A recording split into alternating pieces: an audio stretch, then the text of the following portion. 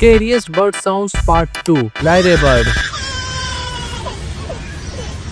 यार ये अगर मेरे मोहल्ले में ऐसा बर्ड चिल्लाने लग जाए तो मुझे लगेगा कि पड़ोस में कोई बच्चा रो रहा है। कैसो वेरी। ये कौन बेस के साथ हंस रहा है? White bell bird.